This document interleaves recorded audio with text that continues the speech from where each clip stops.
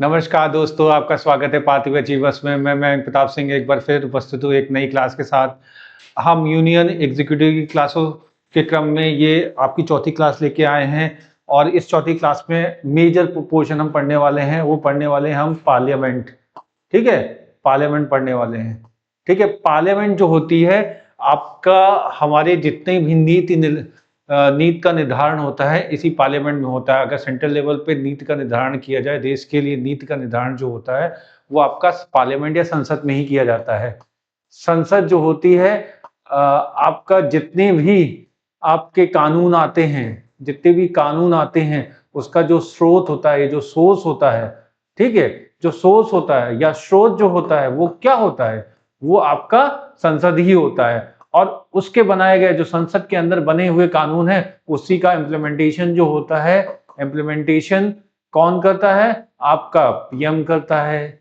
ठीक है, council of ministers में जितने भी मिनिस्टर्स हैं, ठीक है, आपके वो करते हैं। हाँ, और उन्हीं नियम के अंदर जो है, अब अगर नियम की अवहेलना होगी तो उसको इन्फोर्स कराने के लिए या अगर उन उस नियमों की अवहेलना करते गलती की गई तो उसमें आपका पनिश करने के लिए जो है supreme court, high court, session court होती हैं।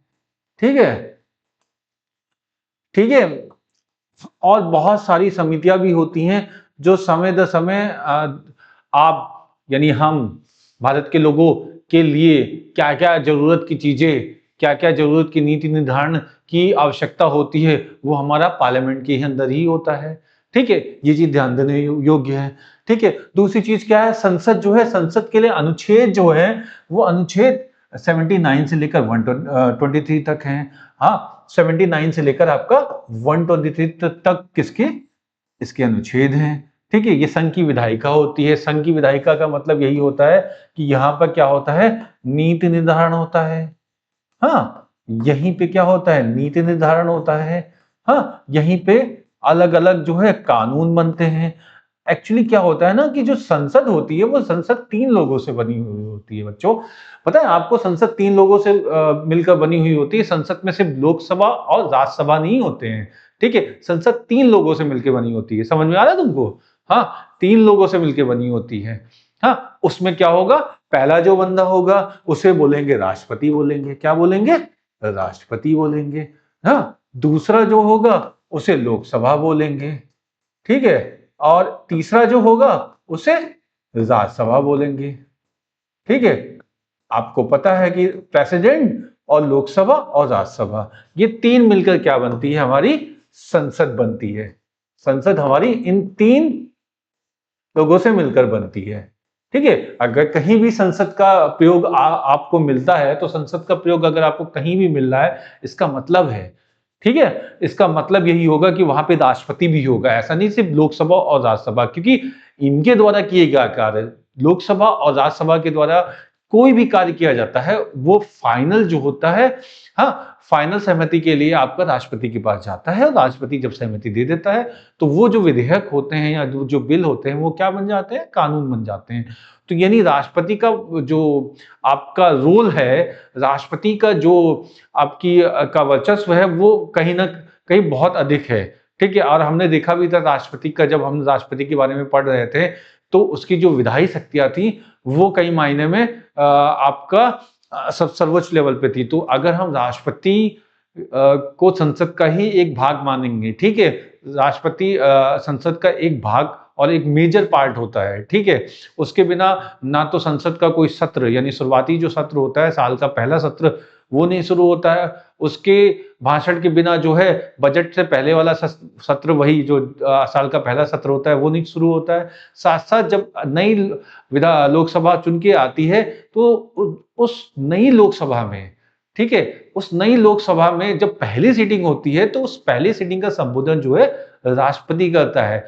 किसी तरह का बिल पास होने की बात हो तो जब किसी तरह के बिल पास होने की बात होती है तो उस बिल, अगर वो मनी बिल है या पैसे से रिलेटेड बिल है, तो मोस्ट ऑफ द केसेस में क्या होता है, मनी बिल के केस में प्रायर रिकमेंडेशन ली जाती है प्रेसिडेंट की।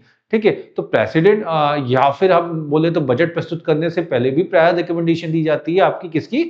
प्रेसिडेंट की। ऐसे बहुत सारी चीजें हैं जहां पे प्रेसिडेंट एक कांस्टेंट रोल प्ले करता है। तो अब दिमाग में जब भी कोई बोले संसद तो इसका मतलब 3 लोग होंगे। आपके माइंड में शायद आ सकता है कि सिर्फ 2 ही लोग होंगे, एक राज्यसभा होगी और एक लोकसभा होगी। ठीक है? तो यहाँ पे क्या है, यहाँ पर आपका 3 लोग होते हैं संसद के अंदर।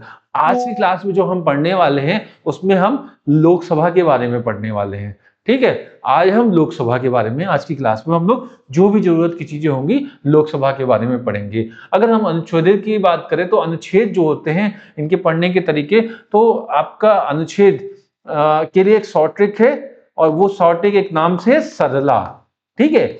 सरला मतलब किसी लेडी का नाम हो सकता है और सरला में यहां पे क्या होगा, यहां पे होगा,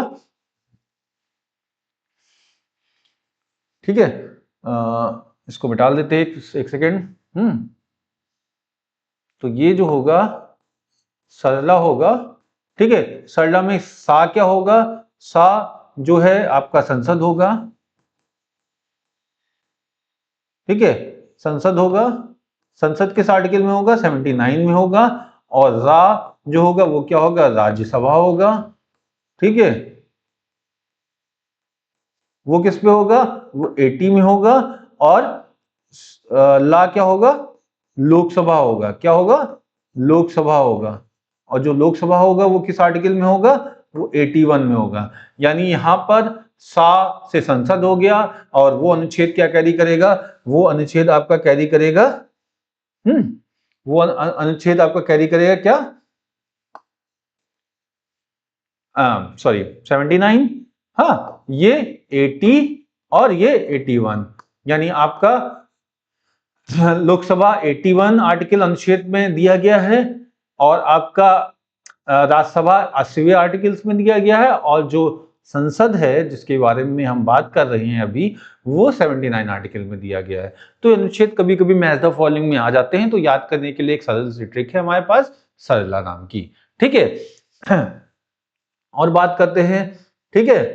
तो आगे बढ़ते हैं। अगर हम बात करें तो यहाँ पे कौन सा आर्टिकल हो जाएगा हमारा, 81 आर्टिकल। यानी हम 81 आर्टिकल्स के बारे में बात करने वाले हैं। अनुच्छेद 81 में लोकसभा के बारे में वर्णन किया गया है।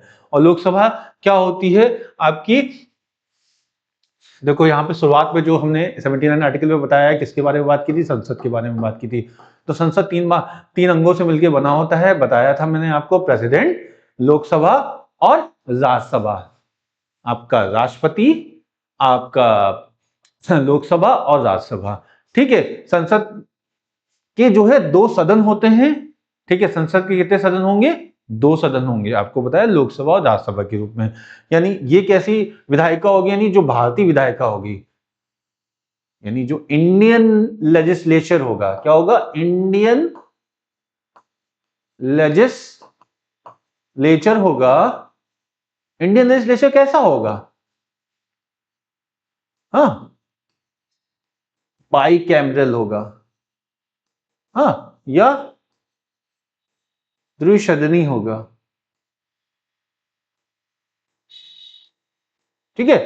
2 हाउसेस होते हैं। और ये कहां से लिया गया था आपको पता होगा, ये मॉन्टेग्यू चेंज फॉर रिफॉर्म आया था। अगर आप हिस्ट्री ऑफ कॉन्स्टिट्यूशन का वीडियो देखेंगे जो मेरे प्लेलिस्ट में पड़ा हुआ है, प्लेलिस्ट में जब आप हिस्ट्री ऑफ कॉन्स्टिट्यूशन का वीडियो देखेंगे तो उसमें भारत सरकार अधिनियम 1919 भी दिया हुआ है। और जो भारत सरकार 1919 है उसे मॉन्टेग्यू चेंज फॉर रिफॉर्म भी बोलते हैं।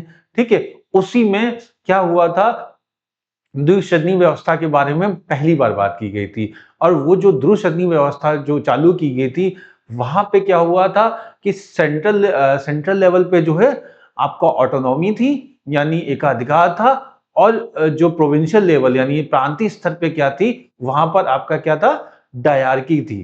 ठीक है? डायरकी थी। और जो सिस्टम था वो सिस्टम एक तरह से क्या था, बाइकैमरल सिस्टम वहां पे डेवलप हुआ था। ठीक है? तो हम देखते हैं आपका 1919, हाँ, के विधेयक के माध्यम से द्विसदनी विधायिका का निर्माण किया गया। यानी जो भारत सरकार अधिनियम है, भारत सरकार अधिनियम, और कहां का अधिनियम, 1919 का। ठीक है? जिसे हम लोग किस नाम से और नाम से जानते हैं, किस नाम से जानते हैं, मॉन्टेग्यू, जेम्स, फोर्ड, रिफॉर्म।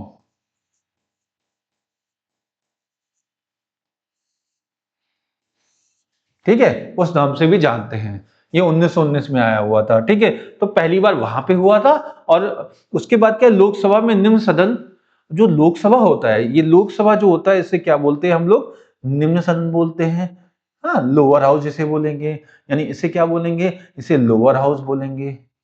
हाँ, थोड़ा सा इसको पतला कर लेते हैं हम, इससे आपको समझ में धीरे से आ जाएगा और चीजें भी क्लियर हो जाएंगी। ठीक है, तो लोअर हाउस इसे क्या बोलेंगे, लोअर हाउस बोलेंगे। ठीक है, जनता का सदन बोलेंगे तो यानी हाउस ऑफ पीपल बोलेंगे, हाउस ऑफ पीपल बोलेंगे, लोगों का सदन है, जनता का सदन है। ठीक है, आम सदन बोलेंगे तो हाउस ऑफ कॉमन बोलेंगे। क्या बोलेंगे, हाउस ऑफ कॉमन बोलेंगे। ठीक है, लोकप्रिय सदन बोलेंगे तो क्या बोलेंगे, पॉपुलर हाउस बोलेंगे। ठीक है, अस्थाई सदन बोलेंगे तो आपका non permanent, non permanent house बोलेंगे।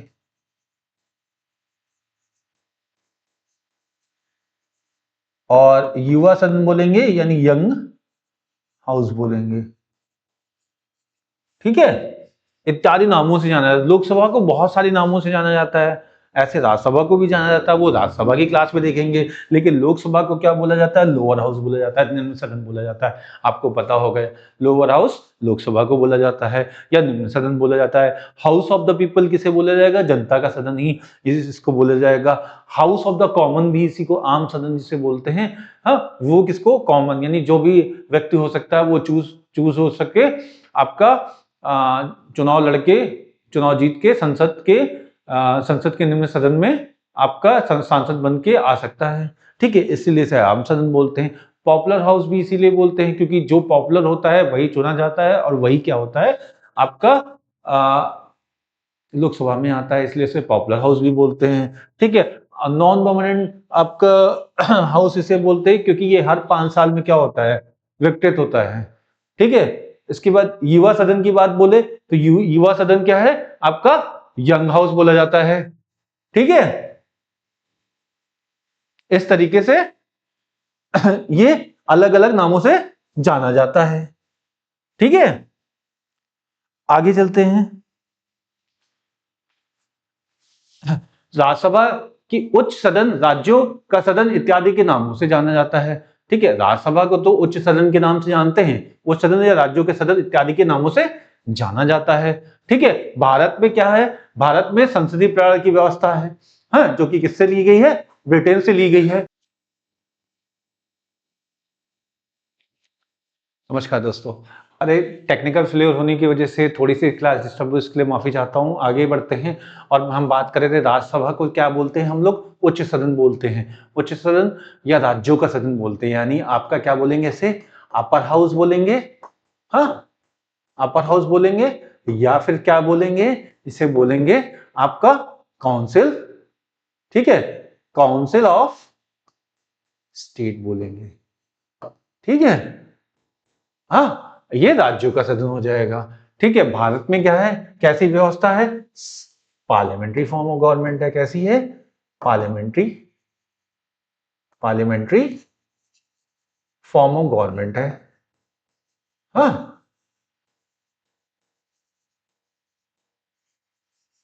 ठीक है, आपका भारत में जो है वो कैसी गवर्नमेंट है, वो पार्लियामेंट्री फॉर्म ऑफ गवर्नमेंट है। हम्म, तो अगर पार्लियामेंट्री फॉर्म ऑफ गवर्नमेंट है, हाँ, तो इसकी ये कहां से ली गई है, ये आपका ली गई है ब्रिटेन से। इसको हमने कहां से लिया है, ब्रिटेन से लिया है। तो ब्रिटेन से हमने पार्लियामेंट्री फॉर्म ऑफ गवर्नमेंट को लिया है। और वहां पे क्या है आपका, हम ये देखते हैं कि वहां पे सदनों का किस तरह से निर्धारण होता है। तो वहां पे एक होता है निम्न सदन, ठीक है, और एक उच्च सदन होता है। ठीक है, हर एक जहां पर डेमोक्रेटिक सेटअप है वहां पर क्या है, ऐसी व्यवस्था मोस्टली पाई जाती है। ठीक है, तो ब्रिटेन का जो उच्च सदन होता है उसे क्या बोलते हैं? हाउस ऑफ कॉमन बोलते हैं। हमारे यहाँ भी उच्च सदन को हाउस ऑफ कॉमन भी बोलते हैं, पॉपुलर हाउस भी बोलते हैं, लोअर हाउस भी बोलते हैं। ठीक है, लोकसभा भी बोलते हैं, बहुत सारे नामों से हम वहाँ अपने लोअर निम्न सदन को बुलाते हैं। और उच्च सदन की बात करें तो जो उच्च सदन है आपका, उच्च सदन वो हाउस ऑफ लॉर्ड्स के रूप में बुलाया जाता है। जहां पर ब्रिटेन में उच्च सदन को हाउस ऑफ लॉर्ड्स बोला जाता है, वहीं पे आपका इंडिया में से राज्यसभा बोला जाता है। और निम्न सदन को जहां ब्रिटेन में हाउस ऑफ द कॉमन बोला जाता है, यहाँ पे लोकसभा बोला जाता है। पॉपुलर सबसे ज्यादा क्या है? लोकसभा है। और सारे नाम तो इसके अलग से बुलाने वाले नाम हो सकते हैं, जो फैशनेबल नाम जिसे हम लोग बोल सकते हैं। ठीक है, अमेरिका के बारे में बात बोले तो उसका जो निम्न सदन होता है उसे बोलते हैं हाउस ऑफ रिप्रेजेंटेटिव। ठीक है, उसे क्या बोलते हैं? प्रतिनिधि सभा बोलते हैं। और जो अपर हाउस होता है जहां पे मोस्टली नीति निर्धारण होता है, उसे क्या बोलते हैं हम लोग? सीनेट बोलते हैं। ठीक है, उसे क्या बोलते हैं हम लोग? सीनेट बोलते हैं। ठीक है, तो उसे हम लोग सीनेट के नाम से बुलाते हैं। ओके, अगर हम देखते हैं तो अमेरिका की देखो सीनेट के नाम से क्या है? जहां पे नीति निर्धारण होता है। क्या होता है इनका? नीति निर्धारण होता है। और यहाँ पर जो लोग होते हैं, ये जो हाउस ऑफ रिप्रेजेंटेटिव होती है, यहीं से चुन के क्या आता है आपका? प्रेसिडेंट चुन के आता है। ठीक है, प्रेसिडेंट यहीं से चुना जाता है इनका। ठीक है, हाउस ऑफ रिप्रेजेंटेटिव से। अगर हम नोट की बात करें तो अमेरिका की संसद जो है वो क्या होगी? उसे क्या बोलेंगे? कांग्रेस बोलते हैं। जो अमेरिका की संसद होती है उसे किस किस नाम से बुलाया जाता है? अमेरिका की संसद को आपका कांग्रेस के नाम से बुलाया जाता है। तो अगर कांग्रेस बोल रहे हैं तो किसकी बात हो रही होगी? अमेरिका की संसद की बात हो रही होगी। हाँ, ब्रिटेन जो है house of the Lord, house of the common, जिसे हम लोग संसद, ठीक है, ब्रिटेन में house of the Lord and house of the common दोनों को मिला के क्या बनेगी? संसद बनेगी। जैसे हमारे यहाँ है निम्न सदन, उच्च सदन, राज्यसभा और लोकसभा, और प्रेसिडेंट को मिला के हमारे यहाँ संसद बनती है। यहाँ पर आपका ब्रिटेन की संसद में हाउस ऑफ द लॉर्ड्स होंगे एंड कॉमन होंगे। भारत में राज्यसभा और लोकसभा मिलके क्या बनाएंगी? संसद को निर्माण करेंगे। और अमेरिका में क्या होगा? अमेरिका की संसद क्या होगी? अमेरिका की संसद क्या होगी? यही होगी। यही क्या होगी? अमेरिका की संसद होगी। यानी जो हाउस ऑफ रिप्रेजेंटेटिव होते हैं, यही क्या होते हैं? अमेरिका की संसद होते हैं। हाउस ऑफ रिप्रेजेंटेटिव क्या होते हैं? कांग्रेस होते हैं अमेरिका के। और इसे को क्या बोलते हैं? कांग्रेस भी बोलते हैं। ठीक है, आगे बढ़ते हैं। बात करें तो हमारे यहाँ पहले क्या बोला जाता था? पहले इनको जो है हिंदी नामों से नहीं बोला जाता था। इन्हें क्या बोला जाता था? आपका लोअर हाउस और अपर हाउस, या house of the people and council of state के नाम से बोला जाता था, लोकसभा और राज्यसभा को रिस्पेक्टिवली। ठीक है, लेकिन 23 अगस्त 1954 से क्या हुआ? राज्यसभा और लोकसभा को हिंदी नाम दिया गया था। यानी संविधान लागू होने से पहले और उसके बाद तक जो है आपका उस संसद को के जो निम्न और उच्च सदन थे उनको house of the common, house of the common, house of the people और काउंसिल ऑफ स्टेट के नाम से जाना जाता था। ठीक है, लेकिन जो हिंदी में कन्वेंशन जो अब हम लोकसभा और राज्यसभा के नाम से जानते हैं, ये कब से चालू हुआ? ये आपका 23 अगस्त आपका 1954 से चालू हुआ। ठीक है, तो ये डेट ध्यान देने वाली योग्य है। कभी कभी क्वेश्चन में ये आ जाएगा कि भैया ऐसा था कि आपका आजादी के समय जो है संसद में 3 सदन होते थे, संसद में 2 सदन होते थे, आपका एक लोकसभा और राज्यसभा के नाम पे उन्हें जाना जाता था। तो संसद के लागू होते समय जो है 2 सदन तो होते थे, लेकिन जो सदन के नाम थे वो लोकसभा और राज्यसभा, उसको हिंदी नाम आपका 1954 में मिले थे। ये चीज ध्यान देने वाली है। ठीक है, आगे बढ़ते हैं। अब बोले तो पहले लोकसभा को हाउस ऑफ द पीपल कहते थे, ठीक है, लोगों की सभा बोलते थे, और राज्यसभा को काउंसिल ऑफ स्टेट के नाम से जाना जाता था, जैसा कि आप देख भी रहे हैं। ठीक है, कहते थे। ओके, आगे बढ़े। आया ना समझ में आप लोगों को? आप लोगों को भी समझ में आ रहा होगा ना? ठीक है, 2 सदन होते थे, ठीक है, उसे हाउस ऑफ द पीपल और काउंसिल ऑफ स्टेट के नाम से बुलाते थे। कब तक? 1954 तक। 23 अगस्त 1954 के बाद इनका हिंदी नाम दिया गया इनको। ठीक है, तो क्वेश्चन इस फॉर्म में भी आ सकते हैं पेपर में कि आपका देखो क्वेश्चंस के फॉर्म तो डिफरेंट हो ही सकते हैं, इस फॉर्म में भी आ सकता है कि आजादी के समय ये नाम थे, लोकसभा और राज्यसभा तो नहीं थे। ठीक है, तो थोड़ा सा माइंड को अवेयर करके क्वेश्चंस को सॉल्व करना होगा और क्वेश्चंस के फॉर्म में हम कराएंगे भी आपको। ठीक है, आगे बढ़ते हैं। ठीक है, लोकसभा जैसा कि मैंने बताया कि ये सारे नामों से जानी जाती है। हाँ, जनता का सदन, हाँ, आपका निम्न सदन, अस्थायी सदन, युवा सदन, यंग यंग हाउस क्यों बोलते हैं? यंग हाउस क्यों बोलते हैं? यंग हाउस इसलिए बोलते हैं क्योंकि आपका 25 ईयर्स, एक तो 25 ईयर का बंदा जो होता है वो चुन के आपका लोकसभा में आ सकता है। हाँ, और साथ साथ क्या होता है कि हमेशा जो है विकसित होती है और नई आपका लोकसभा बनती है, तो हर समय आपका अगले नए बंदे को आने का मौका मिलता रहता है। ठीक है, तो इस वजह से हर चीज, हर एक फ्रेश लोकसभा का स्टार्ट हर एक लोकसभा के साथ होता है। 17वीं लोकसभा में कुछ पुराने मेंबर भी होंगे, कुछ नए मेंबर भी होंगे। 18वीं लोकसभा में और ज्यादा नए मेंबर्स थे, जैसा कि आपको विदित होगा। ठीक है, तो इसीलिए जब नए मेंबर्स आते हैं इसीलिए इसको यंग हाउस भी बोलते हैं। ठीक है, प्रथम सदन बोलते हैं, फर्स्ट हाउस भी बोलते हैं। ठीक है, आपका लोकप्रिय सदन अभी बताया था, पॉपुलर हाउस, और आम सदन यानी कॉमन हाउस भी बोलते हैं। ठीक है, लोकसभा की संरचना कैसे होती है तो आपको पता है कि इसमें क्या होते हैं, इसमें सीटों की अधिकतम संख्या अभी कितनी है? अभी आपके सीटों की अधिकतम संख्या कितनी है? 500, ठीक है, 50 है अभी। ठीक है, 2 एंग्लो इंडियन हटा दिए गए थे, अब कितनी है?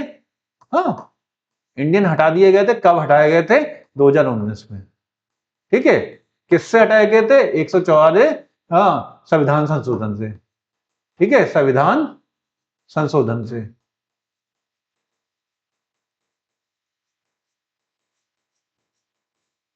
ठीक है, तो इस वजह से कितने हैं टोटल स्ट्रेंथ? अभी 550 है। ठीक है, अधिकतम सीटों की संख्या यहाँ पे 530 राज्यों के लिए थी और 20 यूनियन टेरिटरी थी। तो आपको पता होगा जिस तरह से यूनियन टेरिटरी का बंटवारा है उसमें आपको अलग अलग स्टेट्स की यूनियन टेरिटरी कितनी है इसको इसके बारे में डिस्कस करेंगे। जैसे दिल्ली की 7 हो गई, ठीक है, और जो 7 दिल्ली की 7 हो गई। ठीक है, और अलग अलग स्टेट की किस फॉर्म में है उस तरीके से कैरी आउट करते हुए आप देख लीजिएगा। ठीक है, तो 20 यूनियन टेरिटरी की है। ठीक है, अभी टोटल जो सदस्य हैं वो टोटल सदस्य कितने हैं? अभी हमारा अभी हमारे 543 सदस्य हैं, 543। टोटल स्ट्रेंथ तो 550 है और 20 यूनियन टेरिटरी की सीटें हैं, लेकिन अभी जो टोटल हमारे पास है वो 543। ठीक है, उसमें से 5 ये और 6 जो अलग यूटीज हैं उनकी, ठीक है, उनकी है, तो ये टोटल 13 है। 543 सीटों पे अभी भरे हुई हैं। ठीक है, अगर हम बात करें एंग्लो इंडियंस के बारे में तो 104वें संविधान संशोधन 2019 के द्वारा के माध्यम से जो आंग्ल भारतीय थे, हाँ, एंग्लो इंडियन मेंबर्स थे, उनका जो नॉमिनेशन होता था, मनोनयन का मतलब क्या होता है? यहाँ पे नॉमिनेशन होता है। ठीक है, नॉमिनेशन क्या क्या कर दिया गया था? रोक दिया गया था। Nomination of the Anglo Indian community has been stop through 104 constitutional amendment act of the constitution which happen in 2019। ठीक है, उसके बाद उसके मनोनयन पे रोक दिया गया था और ये वर्णन कहाँ किया गया है एंग्लो इंडियंस के बारे में? तो जो एंग्लो इंडियंस के बारे में वर्णन किया गया है वो हमारे अनुच्छेद 366 के भाग 2 में किया गया है, मतलब उसका सब पार्ट 2 में किया गया, परिभाषित किया गया। वो कौन होंगे? वो व्यक्ति जिनकी माता भारत से या और पिता यूरोप से हों। एंग्लो इंडियंस का मतलब ये होता है कि यूरोपियंस जब आए थे इंडिया, ठीक है, तो उन्होंने इंडियन विमेंस के साथ मैरिज की और जो उनके ऑफस्प्रिंग्स हुए वो क्या कहलाए? एंग्लो इंडियंस कहलाए।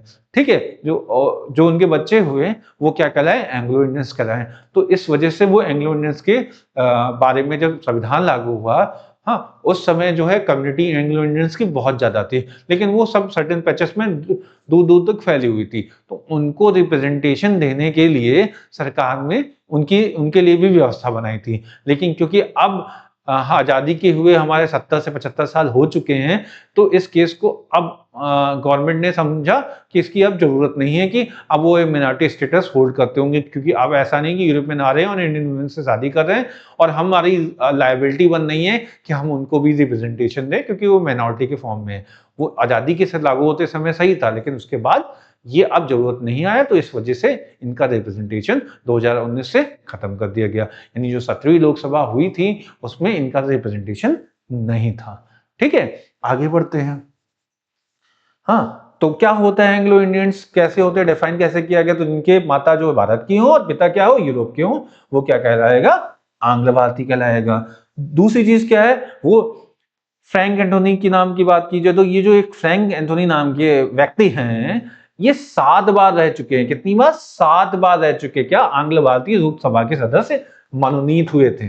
ठीक है, और आपको पता होना चाहिए 17वीं है या 18वीं। अभी तो ये जो चल रही है ये कैसी है? 18वीं लोकसभा, 18वीं हाँ लोकसभा है।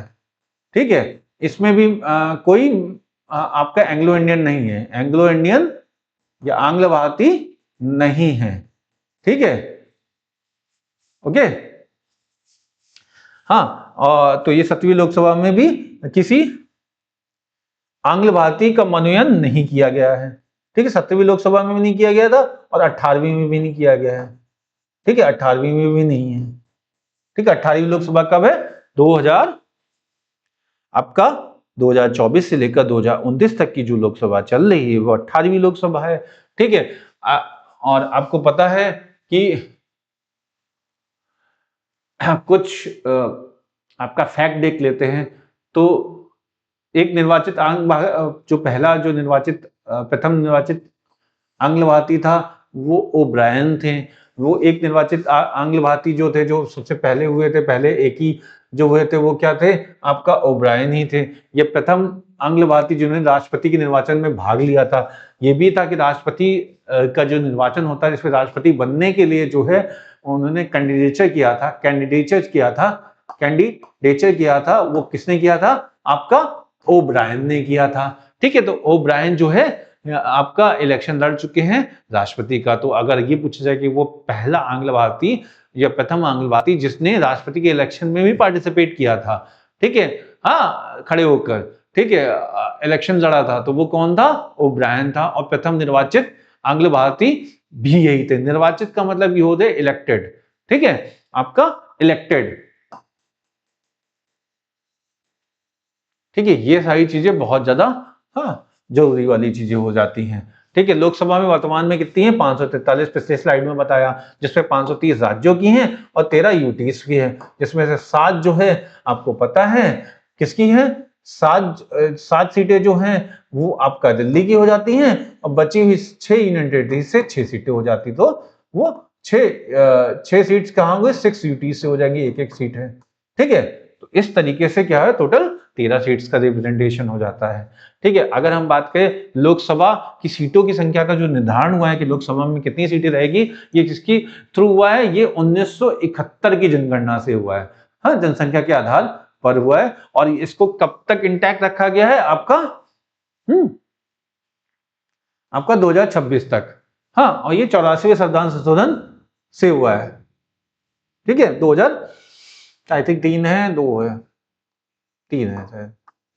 ठीक है, संसदीय निर्वाचन क्षेत्र का निर्धारण 2001 की जनसंख्या के आधार पर वर्ष 2026 तक निश्चित कर दिया गया।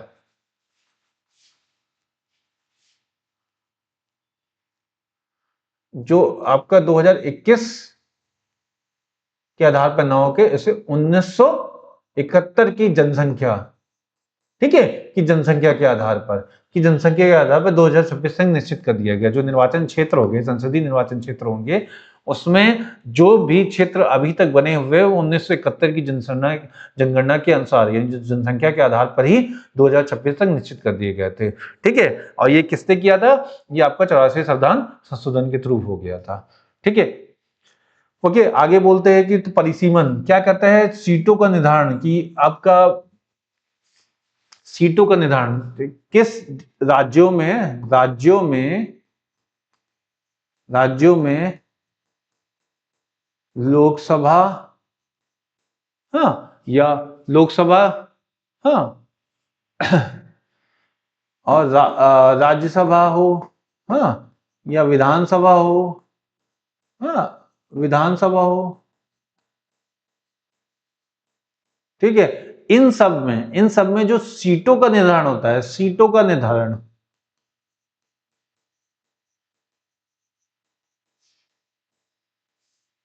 हाँ, सीटों का निर्धारण कौन करता है? ये करता है, परिसीमन आयोग करता है, जिसे डीलिमिटेशन कमीशन बोलते हैं, डीलिमिटेशन कमीशन भी बोलते हैं। ठीक है, इसे डीलिमिटेशन कमीशन भी बोलते हैं। ठीक है, परिसीमन आयोग को। ठीक है, परिसीमन आयोग क्या कहते हैं? राज्यों में लोकसभा और राज्यसभा और विधानसभा में सीटों का निर्धारण करने के लिए एक महत्वपूर्ण भूमिका अदा करता है। और ये इसका रेफरेंस क्या होगा? इसका रेफरेंस यानी किस आधार पे करेगा? जनगणना के आधार पे करेगा। किसके आधार पे करेगा? जनगणना के आधार पे करेगा। ठीक है, तो जनगणना के आधार पे ये आपका सीटों का निर्धारण करता है। अभी आपको पता है कि 2026 तक वही जो 1971 की जनगणना थी उसके आधार पर परिसीमन जो हुआ था, और उसके आधार पे जो भी आपकी पार्लियामेंट्री कॉन्स्टिट्यूएंसीज बनी थी, हाँ, वो 2026 तक उसी तरह से इंटैक्ट रहेंगी। जो 1971 में बनी थी वही 2026 तक बनी रहेंगी। तो अब जो 2027 से क्या होगा, जो 2029 का होने वाला इलेक्शन होगा, उससे पहले परिसीमन आयोग आपका गठित होगा। वो आपका डिलिमिटेशन करेगा कि लोकसभा सीटों की संख्या में वृद्धि की जाए या घटाया जाए, वो दिया जाएगा। एक्चुअली अभी तो जो उम्मीदें हैं वो अभी जनगणना का जो आंकड़ा है, क्योंकि किसके आधार पर होगा? जनगणना। इसीलिए क्या हुआ है कि अभी हमारी, वैसे तो हमारी रेगुलर जनगणना हो रही थी, लेकिन 2011 के बाद हमारी रेगुलर जनगणना जो 2021 में होनी थी वो नहीं हुई है। हाँ, अब एक्चुअली गवर्नमेंट ने उसको 2027 तक कंप्लीट होने के लिए कहा है। तो जब 2027 में जनगणना कंप्लीट हो जाएगी तो उसके बाद परिसीमन आयोग गठित होगा, और जो परिसीमन आयोग होगा उसके आधार पर ही क्या होगा? आपका पार्लियामेंट्री कॉन्स्टिट्यूएंसीज बढ़ाई या घटाई जा सकती है। जो भी होगा वो उस समय के सिचुएशन के ऊपर डिपेंड करेगा, और परिसीमन आयोग ही डिटरमाइन करेगा। तो परिसीमन आयोग होता क्या है इसके बारे में भी जान लेते हैं। हर जनगणना के बाद परिसीमन होगा। ठीक है, आपका जितनी भी जनगणना होती है उसके बाद परिसीमन होगा, लेकिन ऐसा हुआ नहीं है मोस्ट ऑफ द केसेस में। डिले होता रहा है। ठीक है, अभी तक अगर हर जनगणना के बाद होगा तो 7 बार हो जाना चाहिए था, लेकिन ऐसा कुछ नहीं हुआ। अभी तक कितनी बार हुआ है? सिर्फ 4 बार हुआ है। कितनी बार हुआ? 4 बार हुआ है। कब कब हुआ? 52 में हुआ है, 63 में हुआ है, 73 में हुआ है, और 2002 में हुआ है। ठीक है, तो ये 4 बार हुआ है। 52, 63, 73 और 2002। ठीक है, इसमें प्रथम परिसीमन आयोग के अध्यक्ष कौन थे? हाँ, थोड़ा सा कभी कभी हो जाता है ना, फैक्चुअल क्वेश्चंस आ जाते हैं एग्जाम में। तो एस चंद्रशेखर जी 1952 में जो पहला सब परिसीमन आयोग हुआ था उसके अध्यक्ष थे, और भारत का जो चौथा परिसीमन जो लेटेस्ट हुआ है वो 2002 में ही हुआ है। ठीक है, 2002 में हुआ है। उसके अध्यक्ष कौन थे? कुलदीप सिंह जी थे। ठीक है, ये चीज याद करने वाली, ये फैक्चुअल है। ठीक है, आगे बढ़ते हैं। आपका भारत के निर्वाचन, जो लोकसभा का जो निर्वाचन होगा उसकी योग्यताएं क्या होगी, यानी qualification for the election to Lok Sabha, वो क्या होगा? पहली बात तो वो इंडियन सिटीजन होना चाहिए। क्या होना चाहिए? इंडियन सिटीजन होना चाहिए, यानी भारत का नागरिक होना चाहिए। दूसरी चीज क्या होगी? उसकी एज कितनी हो? 25 साल होनी चाहिए। हाँ, 25 ईयर होनी चाहिए। हाँ, और जितनी भी योग्यताएं जो होगी और जो भी क्वालिफिकेशन होगा, क्वालिफिकेशन कौन डिटरमाइन करेगा? ऑब्वियसली कौन डिटरमाइन करता है? प्रेसिडेंट नहीं, पार्लियामेंट ही करती है। जो भी पार्लियामेंट जो होगी और जो भी, हाँ, आपका क्वालिफिकेशन डिटरमाइन करनी होगी वो कर सकती है। ठीक है, और ऐसे शासक संसद ने जनप्रतिनिधि अधिनियम, रिप्रेजेंटेशन ऑफ द पीपल्स, हाँ, एक्ट, निम्नलिखित में योग्यताएं निर्धारण की है। क्या योग्यताएं हैं? देखो, जो आपका जन प्रतिनिधि अधिनियम होता है, जन प्रतिनिधि अधिनियम है एक, प्रतिनिधि अधिनियम।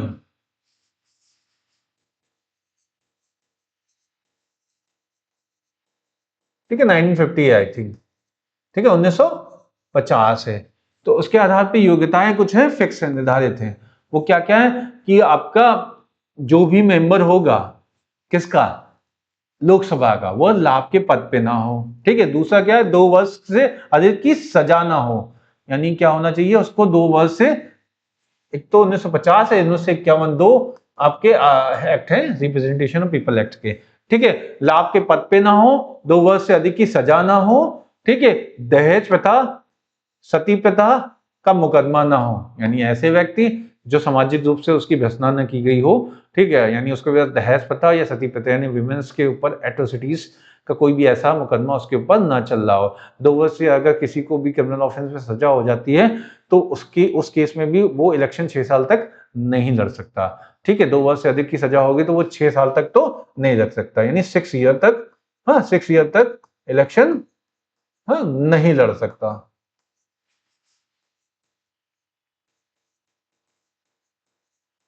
गुजरात के केस में जो है राहुल गांधी को 2 साल से ज्यादा की सजा हो गई थी। हाँ, उसके बाद में उनको रिलीफ भी मिल गई थी, लेकिन उनको पिछली लोकसभा में अपनी सदस्यता छोड़नी पड़ी थी 4 सालों के अंदर ही। ठीक है, उसके बाद उन्होंने भारत जोड़ो यात्रा शुरू कर दी थी। ठीक है, अगर आपको याद होगा तो पिछली 17वीं लोकसभा में थी, उनको गुजरात की एक न्यायालय से 2 साल से अधिक की सजा दे दी गई थी, तो उसी समय जो है उनको रेजिग्नेशन देने के लिए बोल दिया गया था लोकसभा स्पीकर के द्वारा। ठीक है, तो ये इस वजह से आपको ये ध्यान देने वाली बात है कि अगर 2 वर्ष से अधिक की सजा किसी को हो जाती है, चाहे सिविल मैटर हो, क्रिमिनल मैटर हो, किसी तरह का मैटर होगा, तो उस केस में आपको इलेक्शन नहीं लड़ने दिया जाएगा। दहेज प्रथा, सती प्रथा का मुकदमा हो तब भी आपको इलेक्शन नहीं लड़ने दिया जाएगा। भ्रष्ट आचरण की वजह से अगर आप दोषी हो जाते हैं भ्रष्ट आचरण के, यानी आपके करप्ट एक्टिविटी या करप्ट प्रैक्टिस के अगर आप दोषी होते हैं तब भी आप नहीं लड़ सकते। दल बदल के दोषी हो यानी एंटी डिफेक्शन, दल बदल यानी एंटी, हाँ डिफेक्शन, हाँ लॉ के अकॉर्डिंग जो है, लॉ के अकॉर्डिंग कन्विक्टेड होते हैं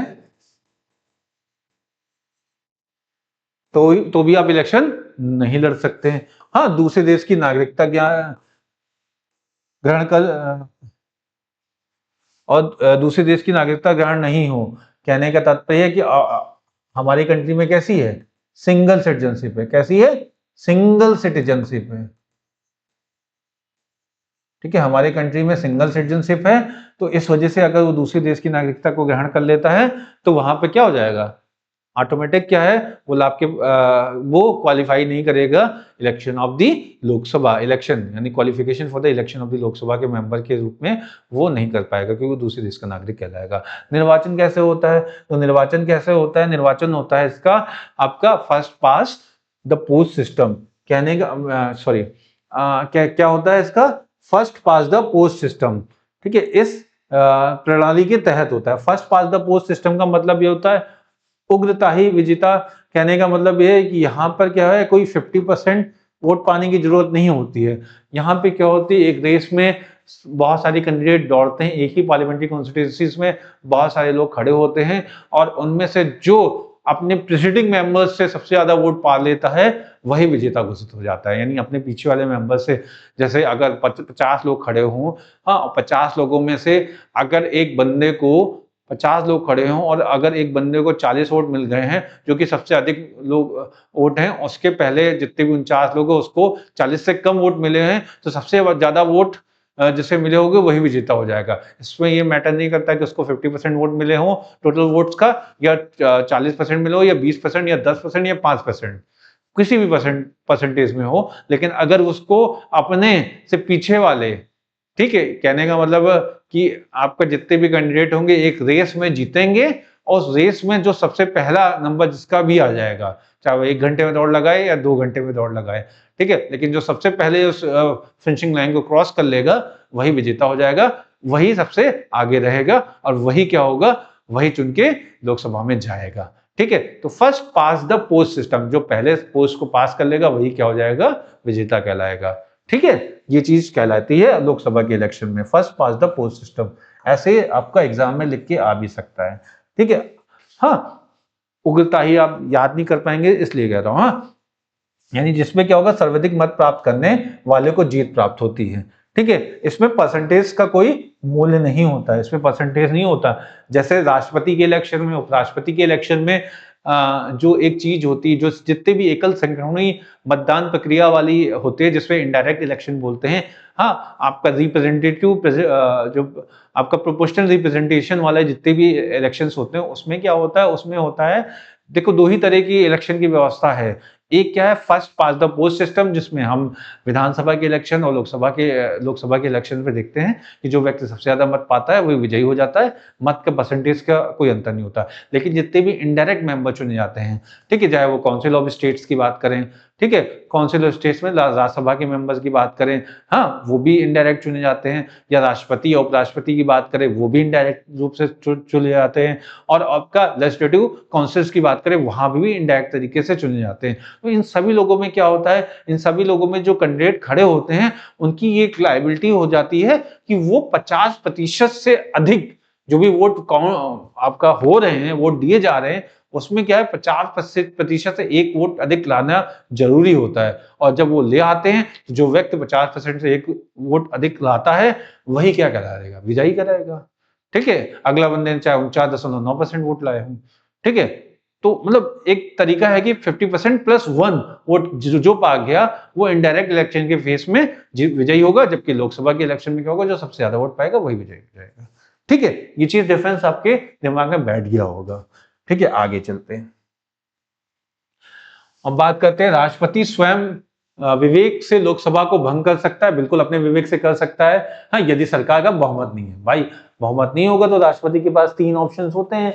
या तो वो ये करेगा कि किसी भी बड़ी पार्टी को बुलाएगा सरकार बनाने के लिए, 1 महीने का समय देगा कि ऐसा है, तुम प्रूव करके दिखाओ कि तुम्हारा जो है तुम्हारा रिप्रेजेंटेशन मेजॉरिटी में है, अगर ऐसा है तो तुम सरकार बना सकते हो। या फिर 2-3 कोalition गवर्नमेंट जो भी होगी, जो कोalition बनना होगा, वो ग्रुपिंग बनी होगी, जिसमें लग रहा होगा राष्ट्रपति को कि इनको बुलाया जाए, ये अपना जो बहुमत सिद्ध करने के लिए सक्षम हो पाएंगे तो उसको बुला सकता है।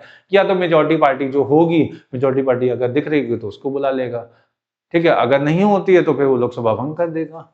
ठीक है, अगर तो उसको कहीं भी नहीं मिल पा रहा है तो पांचवी हाँ, लोकसभा का कार्यकाल कितना रहा था, 6 वर्ष का रहा था। सबको पता है क्यों रहा था। हाँ, 1971 से लेकर 1977 तक। उसका मुख्य कारण था कि आपका नेशनल इमरजेंसी। क्या था? नेशनल इमरजेंसी, यानी आपका राष्ट्रीय आपातकाल। राष्ट्रीय आपातकाल जो 2 फेज में लगी थी, एक तो 1900 हाँ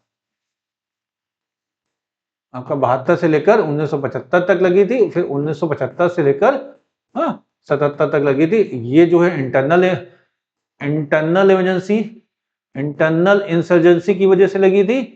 हाँ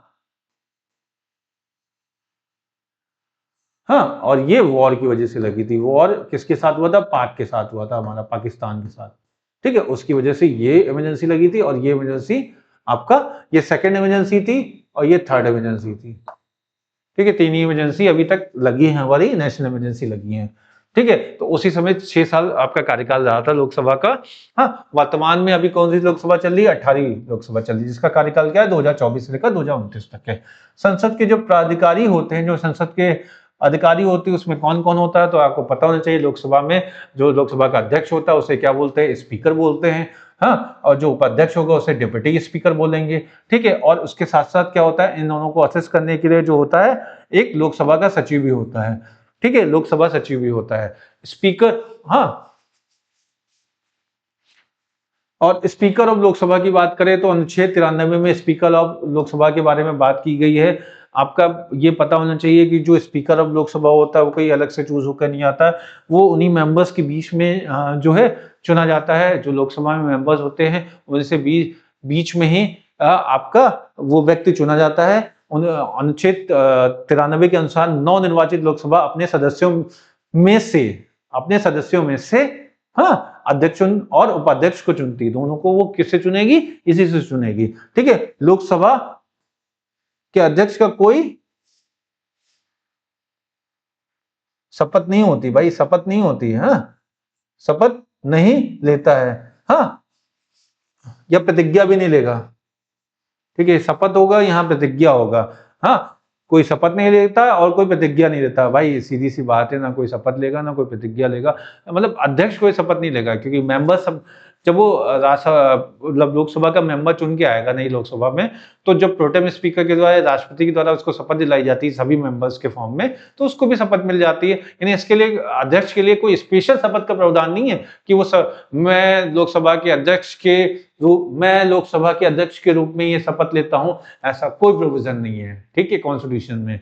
ठीक है, वो जब मेंबर बनता है तो जो मेंबर की शपथ होती है वह उसी समय अध्यक्ष भी शपथ ले लेता है। ठीक है, ये चीज याद वाली है। ठीक है, और जो भी शपथ होगा, ऑब्वियसली जब मेंबर के रूप में शपथ लेता है तो इसकी तीसरी अनुसूची में जो है इसके लिए कोई अलग से शपथ का प्रावधान नहीं है। यानी अगर ध्यान देने वाली बात है, कभी कभी हो सकता है क्वेश्चन में ये पूछ ले कि लोकसभा के स्पीकर की शपथ का प्रावधान जो है वो तीसरी अनुसूची में दिया हुआ, तो नहीं दिया हुआ है, क्योंकि वो लोकसभा के मेंबर्स के रूप में अपने आप ही शपथ ले लेता है। या एक्चुअली क्या होता है कि राष्ट्रपति क्या करता है, इन सबको शपथ दिलाता है, राष्ट्रपति खुद शपथ दिलाता है या अपने रिप्रेजेंटेटिव से शपथ दिलवाता है। तो रिप्रेजेंटेटिव के रूप में वो एक सीनियर मोस्ट मेंबर जो होते हैं, आपके सीनियर मोस्ट मेंबर होते हैं लोकसभा में, उनको क्या बैठा देता है, जैसे हम लोग क्या बोलते हैं, प्रोटेम स्पीकर बोलते हैं। ठीक है, उनको बैठा देता है, वही शपथ दिला देते हैं सभी मेंबर्स को। और फिर जब प्रोटेम स्पीकर अपना कार्रवाई पूरी कर चुका होता है, राष्ट्रपति का भाषण भी हो चुका होता है, उसके बाद क्या करते हैं, लोकसभा के मेंबर ही अपने बीच से एक मेंबर को लोकसभा अध्यक्ष के रूप में आपका चुनते हैं। ठीक है, इसकी शपथ संसद की लोकसभा सदस्य के रूप में होती है, ना कि अध्यक्ष के रूप में। ठीक है, जैसा कि बता रहा था आपको, यहाँ पे वो दिया भी है। ठीक है, आगे चलते हैं। आर्टिकल 94 में देखते हैं, 93 में, जहां पे हमने इसके बारे में देखा कि क्या होगा लोकसभा का अध्यक्ष का क्या होता है। हाँ, तो उसके बाद उसका टेन्योर, स्पीकर का टेन्योर क्या होगा, तो वही होगा जो मेंबर्स का टेन्योर होता है, 5 साल। ठीक है, और ये कब तक बना रहेगा, जब तक, देखो 18वीं लोकसभा चल रही है। हाँ, 18वीं लोकसभा चल रही है। हाँ, लोकसभा चल रही है, कब से चल रही है, आपका 2024 से। कब तक चलेगी, 2029 तक। तो उसके बाद क्या होगा, जनरल इलेक्शन होगा। जनरल इलेक्शन में सामान्य चुनाव होगा। ठीक है, किसके लिए, 19वीं लोकसभा के लिए, 19वीं लोकसभा के लिए। हाँ, अब स्पीकर अभी कौन है, ओम बिरला है। ठीक है, ये कब तक बने रहेंगे, जब तक पहली सिटिंग नहीं होगी। 19वीं लोकसभा जो है चुनकर आएगी, और जो पहली सिटिंग होगी, जो पहली सिटिंग है, पहली बैठक, हाँ, से पहले तक, ठीक है, पहली बैठक से पहले तक, जो पहली बैठक होगी लोग 19वीं किसकी, 19वीं लोकसभा की, 19वीं लोकसभा चुन के आएगी, उसकी जो पहली बैठक होगी उसके पहले तक कौन बना रहेगा, जो आपका ओम बिरला जो है, अभी ओम बिरला, वो क्या बने रहेंगे, स्पीकर बने रहेंगे। ठीक है, स्पीकर बने रहेंगे।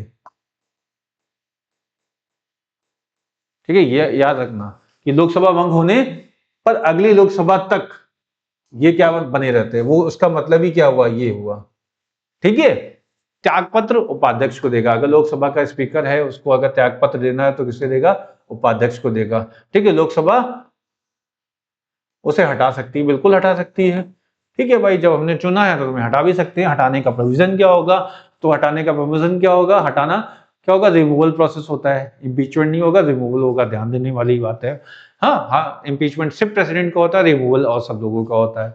तो लोकसभा अपने तत्कालीन सदस्य संख्या से बहुमत से हटा सकती है। बहुमत का मतलब क्या है, 50% प्लस 1 से वो हटा सकती है। जो भी उसका उस समय का तत्कालिक सदस्य, सदन में जो सदस्य होंगे, उसमें उसके थ्रू जो 50% प्लस 1 होगा, उसके बेसिस पे उसको हटा सकती है, यानी समान बहुमत से वो उसको हटा सकती है। ठीक है, और तत्कालिक का अर्थ होता है वर्तमान सदस्य संख्या का साधारण बहुमत, वही मतलब। ठीक है, प्रथम लोकसभा अध्यक्ष गणेश वासुदेव मालवंकर को हटाने का प्रस्ताव लाया गया था, परंतु आज तक किसी भी अध्यक्ष को हटाया नहीं गया है। ठीक है, यानी जो जीवी मालवंकर जी थे, आपके जो पहले लोकसभा अध्यक्ष को, उनको हटाने का प्रस्ताव लाया गया था, लेकिन उनसे हटाया नहीं जा सका। ठीक है, अगर कोई अध्यक्ष को हटाने की प्रक्रिया होती है, हाँ, चल रही होती है, अगर चल रही होती है तो सदन का जो अध्यक्षता है, हाँ, वो नहीं करेगा, ठीक है, अध्यक्षता नहीं करेगा, ठीक है, जब चल रही हो तो वो सदन की अध्यक्षता नहीं करेगा। हाँ, निर्णायक मत भी नहीं देगा, अगर निर्णायक मत की बात आएगी तो उसपे भी वो नहीं देगा, ठीक है। लोकसभा सदस्य के तौर पर सदन की कार्रवाई में भाग लेगा, लेकिन अध्यक्ष ही नहीं है, इसका ये मतलब नहीं है कि अध्यक्ष नहीं है तो मेंबर नहीं रहेगा, मेंबर ऑफ पार्लियामेंट रहेगा, मेंबर ऑफ लोकसभा रहेगा। तो वो क्या करेगा, बैठ के चुप्पे से लोकसभा के मेंबर के रूप में कामकाज जो लोकसभा का चल रहा होगा उसको देखेगा, वो सीधी सी बात है, ठीक है। तो ये चीज होती है। हाँ, अब वर्क क्या होंगे भाई, काम तो इसके बहुत सारे होते हैं। काम में क्या होगा भाई, बैठक की अध्यक्षता तो ये करते ही करता है, कार्रवाई को संचालित भी कराता है, ठीक है। रूल किसके थ्रू चलाएगा, रूल ऑफ हाउस जो होता है उसके अकॉर्डिंग कराएगा, ठीक है। जो अलग अलग कमिटीज होती हैं, ठीक है, उसका अध्यक्षता भी करता है। लोकसभा के अंदर बहुत सारी कमिटीज होती हैं जो लोकसभा की कमिटीज होती हैं, हाँ, और ये डिसाइड करेगा कि लोकसभा चलाना ही नहीं चलाना है। अगर 110 मेंबर जो है, 110 मेंबर्स, हाँ, प्रेजेंट नहीं है, तो ये लोकसभा की कार्रवाई नहीं चलाएगा, नहीं है। ये डिपेंड करता है कि कोरम पूरा ना होने पे कार्रवाई स्थगित करता है, ठीक है। नहीं है तो जो है कोरम नहीं होगा, और जब कोरम नहीं होगा तो क्या होगा, सीधी सी बात है, वो स्थगित कर देगा यानी पोस्टपोन कर देगा, ठीक है। ज्वाइंट सीटिंग भी यही बुलाएगा, ठीक है। ये ज्वाइंट सीटिंग बुलाने का काम तो, सॉरी बुलाना नहीं, अध्यक्षता, इसकी जो अध्यक्षता करेगा, ज्वाइंट सीटिंग बुलाता कौन है, ज्वाइंट सीटिंग जो होती है, दोनों हाउसेस एक साथ बैठते हैं, मस्ती मजाक और सब कुछ करते हैं और डिसीजन लेते हैं कि ये बिल पास होगा नहीं होगा, क्योंकि दोनों में डिस्क्रिपेंसीज आ रही होती हैं कि दो सदन नहीं पास कर पा रहे होते, बिल कुछ टसल मसी होती है, तो सब लोगों को एक साथ बैठा के कहा जाता है कि इस बिल पे डिस्कस करो और कुछ निर्णय निकालो, क्योंकि ये लोगों के लिए बहुत ज्यादा जरूरी है, ठीक है। तो जब निर्णय निकालने की बात आती है तो इसमें ज्वाइंट सिटिंग कौन कॉल करेगा भाई, कॉल करेगा, कॉल बाई प्रेसिडेंट, ठीक है, या समन बाई, कॉल्ड बाई या समन बाई, ठीक है, और प्रिसाइड बाई, हाँ, प्रिसाइड बाई स्पीकर, ठीक है, स्पीकर के द्वारा प्रिसाइड की जाती है, यानी अध्यक्षता कौन करेगा संयुक्त अधिवेशन की, स्पीकर, बुलाएगा कौन ज्वाइंट सेटिंग को, प्रेसिडेंट, यानी आपका राष्ट्रपति, ठीक है। धन विधेयक का निर्धारण कौन करेगा, यानी कोई विधेयक धन विधेयक है नहीं, इसका निर्धारण कौन करता है, इसका निर्धारण आपका, यानी such a bill is ordinary bill, यानी एक समान विधेयक है या धन विधेयक है। धन विधेयक होने का एक फायदा ये रहता है कि उसे लोकसभा से पास करना होता है, राज्यसभा में उसका कोई मतलब नहीं रहता। अगर मैं आधार को, हाँ, आधार जो विधेयक आया था 2016 में, उसको जो है धन विधेयक मान लिया गया था सुमित्रा महाजन के द्वारा, ठीक है। इसकी वजह से क्या हुआ, उसे राज्यसभा से पास कराने की जरूरत नहीं थी। उस समय राज्यसभा में जो है मेजोरिटी नहीं थी आपकी एग्जिस्टिंग गवर्नमेंट की, उस समय की बीजेपी गवर्नमेंट की जो है आपकी मेजॉरिटी नहीं थी, उनको ये बिल पास कराना था, क्योंकि इनको बहुत सारी योजनाओं में इस बिल को लिंक कराना था। इस वजह से क्या किया गया, उन्होंने इसको मनी बिल के रूप में ले लिया। इससे एक लीगल कॉम्प्लेक्सिटी उनकी खत्म हो गई, उनको राज्यसभा में पास कराना होगा, ठीक है। तो इस वजह से लोग ऐसा होता है, कुछ बिल्स ऐसे होते हैं जो seems to be ordinary bill दिखते हैं, जिसमें दोनों सदन की बहुमत जो है कंसेंसस जरूरी होती है, लेकिन एग्जिस्टिंग गवर्नमेंट्स अपने needs and wing and census के अकॉर्डिंग जो है उसको मनी बिल्स डिक्लेयर कर सकते हैं, डिपेंडिंग अपॉन द गवर्नमेंट, ठीक है। वो हर गवर्नमेंट ने किया है अपने अपने तरीके से, इसलिए धन विधेयक का निर्धारण जो होता है वो कौन करेगा, वो अपने बिल के अकॉर्डिंग कौन करेगा, लोकसभा का अध्यक्ष करेगा।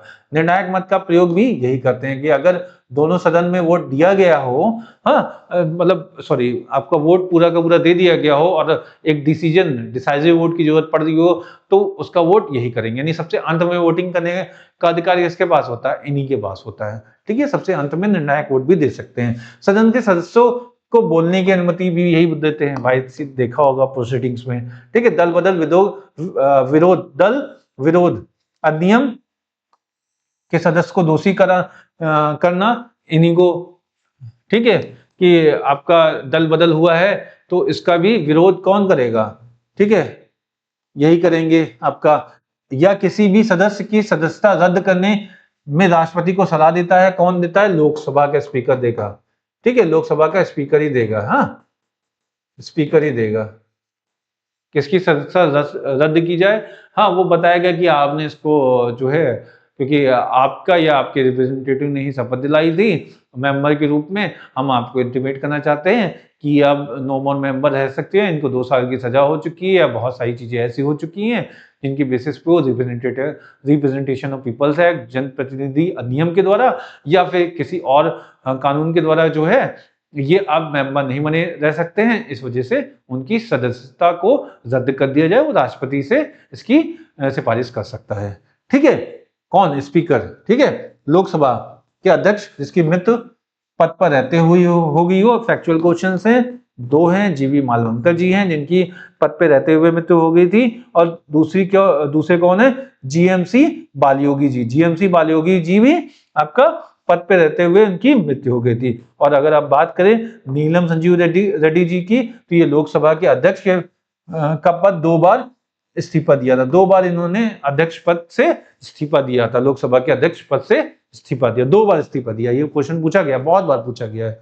ठीक है, तो इन्होंने 2 बार पद से इस्तीफा दिया, और यही वो बंदे थे जिन्हें आपका निर्विरोध जो है राष्ट्रपति 1974 में चुना गया था।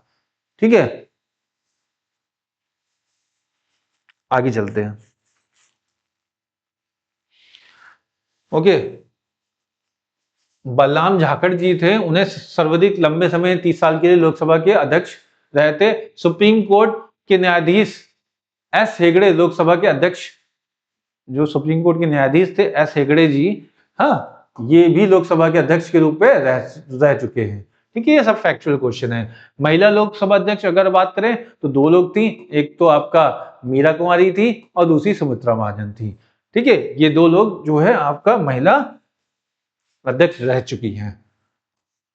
जो ध्यान देने वाली बात है कि आपके लोकसभा के अध्यक्ष हो, उपाध्यक्ष, हाँ, की व्यवस्था क्या 1919 के अधिनियम में की गई थी, जिसे 1921 में लाया गया था। ठीक है, यानी जो लोकसभा का अध्यक्ष होगा, और निम्न सदन और उच्च सदन का जो है आपका लोकसभा और राज्यसभा तो 1954 में आया टर्म, लेकिन उससे पहले जो था आपका हाउस ऑफ द पीपल, हाँ, काउंसिल ऑफ स्टेट की जो बात बोली जाती थी, उसमें आपका अध्यक्ष और स्पीकर यानी डेप्यूटी स्पीकर का जो प्रावधान आया था वो भारत सरकार अधिनियम 1919 के थ्रू डाला गया था, और उसको 1921 में इम्प्लीमेंट करा दिया गया था। ठीक है, अब 1925 पे क्या हुआ था? 1925 पे जो है पहली बार जो है विट्ठल भाई पटेल जो है कोई भारतीय जो है वो स्पीकर बना था आपका लेजिस्लेटिव काउंसिल। लेजिस्लेटिव काउंसिल जो था, सेंट्रल लेजिस्लेटिव काउंसिल की बात करें, हाँ, काउंसिल का स्पीकर जो बना था वो कौन बना था? आपका एक भारतीय बना था जिसका नाम था विट्ठल भाई पटेल। कौन थे? विट्ठल भाई पटेल। अध्यक्ष उपाध्यक्ष को पहले क्या बोला जाता था? प्रेसिडेंट और डेप्यूटी प्रेसिडेंट के नाम से जानते थे। पहले जो, अगर मैं 1919 से अधिनियम की बात करें तो उस पर प्रेसिडेंट और डेप्यूटी प्रेसिडेंट के नाम से जाना जाता था, ना कि स्पीकर और डेप्यूटी स्पीकर के नाम से जाना जाता था। ठीक है, यानी जो 1921 में जब वो लाया गया था पहली बार टर्म अध्यक्ष और उपाध्यक्ष, उसका मतलब उसको प्रेसिडेंट और डेप्यूटी प्रेसिडेंट के नाम से जाना जा रहा होगा। लोकसभा में एकमात्र अनुसूचित जनजाति के प्रथम लोकसभा अध्यक्ष पीए संगमा। पीए संगमा आपको पता है कि ये आपका एसटी कम्युनिटी से रिप्रेजेंट करने वाले एकमात्र जो है अध्यक्ष थे। ठीक है, अगर हम उपाध्यक्ष की बात करते हैं, डेप्यूटी स्पीकर की लोकसभा की बात करते हैं, हाँ, तो लोकसभा अपने ही लोगों से बीच से चुनती है। हमने देखा उपाध्यक्ष जो है लोकसभा के अध्यक्ष की अनुपस्थिति में लोकसभा की क्या करता है? अध्यक्षता करता है। तो इसमें कोई स्पेशल है नहीं। ठीक है, और अगर रिमूवल की बात करें तो ये क्या त्यागपत्र किसे देगा? अध्यक्ष को देगा। तत्कालिक सदस्यों की संख्या से 14 दिन की एक क्या मिलेगी? इसको नोटिस देकर पद से हटा देती है। ठीक है, उपाध्यक्ष के पास कोई शक्ति नहीं होती है। अध्यक्ष की अनुपस्थिति में ये, हाँ, अध्यक्ष की उपस्थिति में उपाध्यक्ष पद ग्रहण करता है। किसका पद ग्रहण करेगा? अध्यक्ष का पद।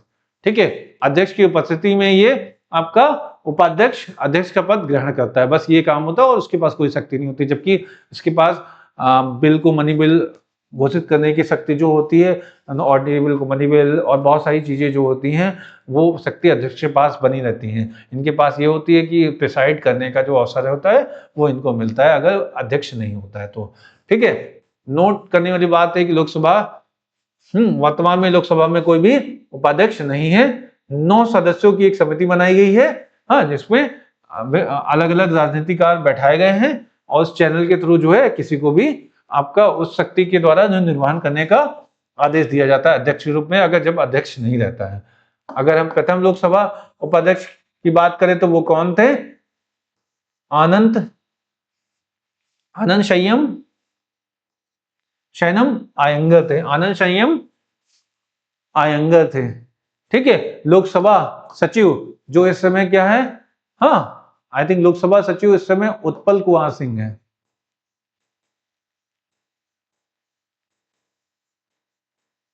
ठीक है, मुझे करेक्ट करिए कमेंट में, मुझे लगता है यही है।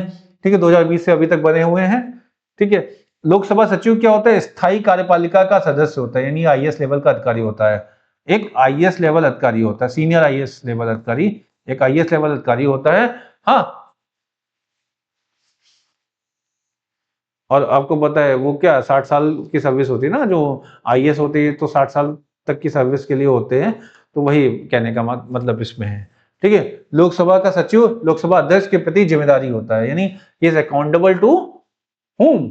Is accountable to speaker of the Lok Sabha. ठीक है, कोई भी एक्शंस होंगे इसके तो ये स्पीकर ऑफ लोकसभा के प्रति अकाउंटेबल होगा। तो ये पूरी की पूरी क्लास रहती है। आज हम किसके बारे में बात कर चुके हैं? लोकसभा के बारे में बात कर सके हैं, पार्लियामेंट संसद के अंदर। ठीक है, अगली क्लास जो होगी वो किसके लिए होगी? वो राज्यसभा के लिए होगी, और राज्यसभा भी होगी, राज्यसभा के लिए भी होगी, और साथ साथ कुछ जनरल प्रोसीडिंग्स जो होती हैं, जनरल प्रोसीडिंग्स होती हैं